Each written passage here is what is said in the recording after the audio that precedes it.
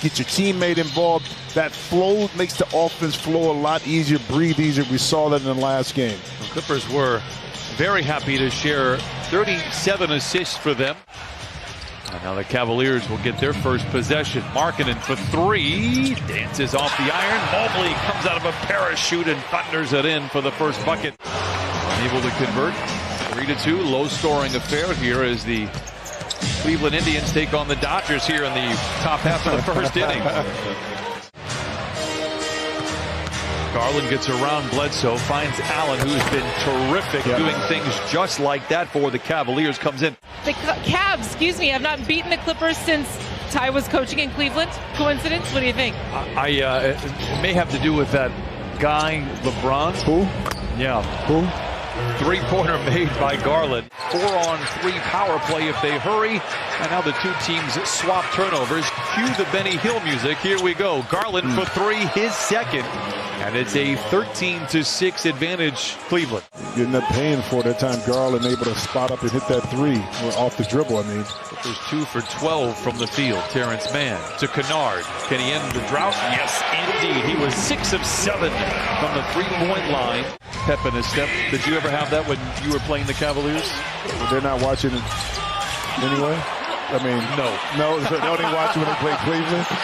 Another effort here, and right now you can tell the energy for the Cavaliers is high.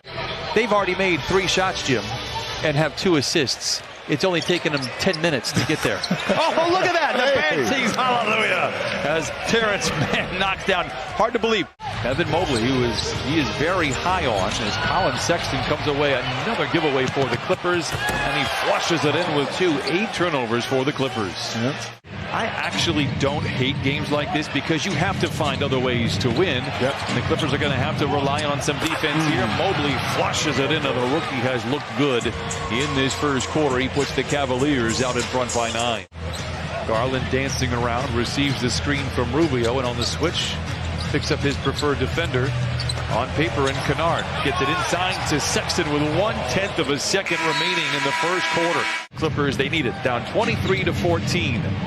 Stevens inside, turns around, no. Sexton with another stuff. Colin Sexton has been very solid for the Cavaliers. He has 11 points on 5 of 8.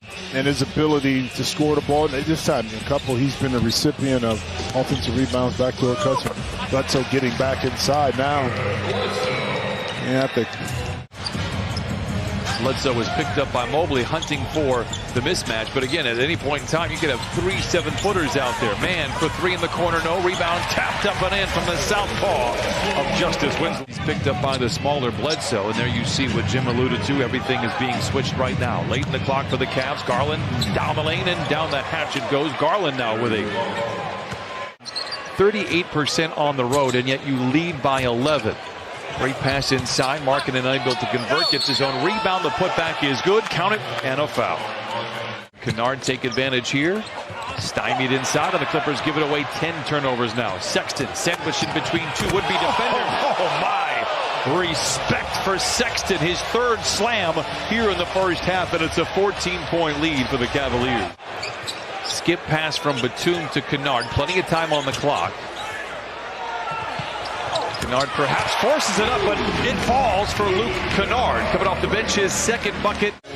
For what it is worth, Clippers are 4 for 7 here in the quarter. Cavaliers 5 for 9. Garland pretends to shoot the 3, finds an open Markkanen inside, and he slams it in. This is pretty good, not allowing the Clips to get any easy looks in transition. Jackson, the drive and the dish. Batum, the catch, and the swish. His dribble gives over to Paul.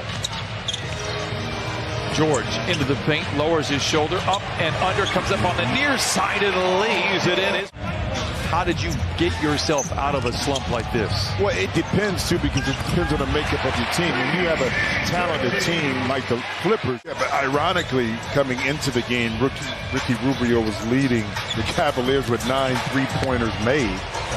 Not that that's going to be him all year. And Paul George with the tip dunk, Markkanen backdoor, Kevin Love. Reggie Jackson knocks down the first of his, hopefully, many buckets here tonight. They need something. Going to be open, but took it away. George, a quick spin, fades and fires. All 4 of his buckets have come here in the second quarter. Marketing out of control. Here comes Reggie Jackson the other way. Clippers could go 2 for 1 if they manage the time. Batum, a step in 3, and he knocks it down. 47-40. Here we go for the Clippers to close out the first half.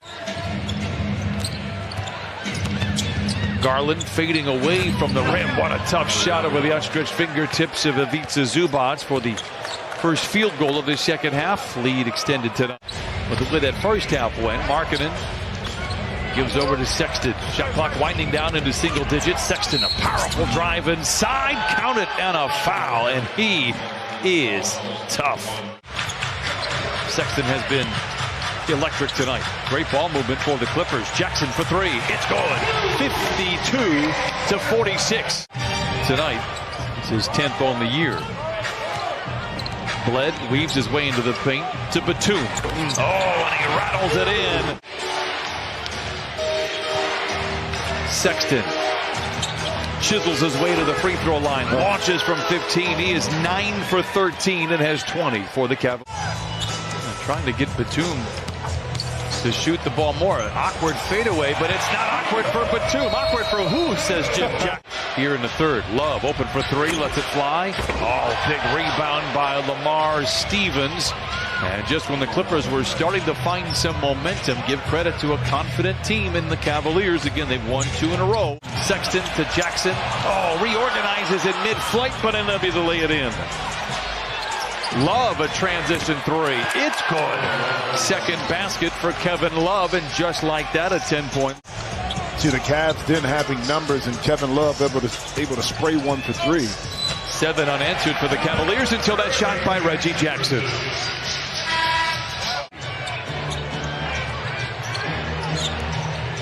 Rubio directing traffic. It's a screen from Allen. Comes up firing. A nice shot there by Ricky Rubio. Got the opening start. He's gained that much height on the back line. Hartenstein reaches in, knocks it free. Here comes Jackson of the Clippers, trailing by 6. Reggie feeling good. Lets it fly. Yes, sir. Yeah, he was able to hit that patented floater down the lane. Reggie knocks it down. I will say this is the best we've seen Reggie. I know he's making shots, but it's the shot selection, and he seems to be playing much more under control. You know, snatch those prior 3 quarters right away from him. Bledsoe stops at the free throw line, plays over to Winslow. Not much of a threat from outside, but can get in and do things just like that as he feeds Zoo. Kennard puts his defender in his back pocket. Lasers one into Zoo. Counted on a foul, and here we go.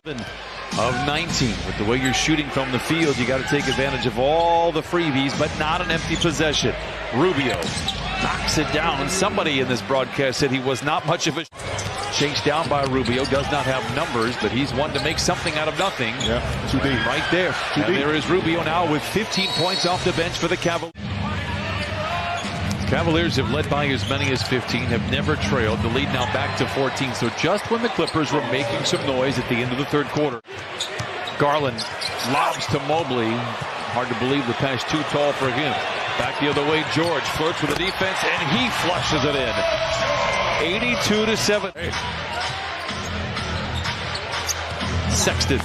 Strong drive off the window and in. Collins. Sexton with a game-high 24. And speaking of Kevin Love, I saw a picture the other day with he and Klay Thompson together on a Little League baseball team in Oregon.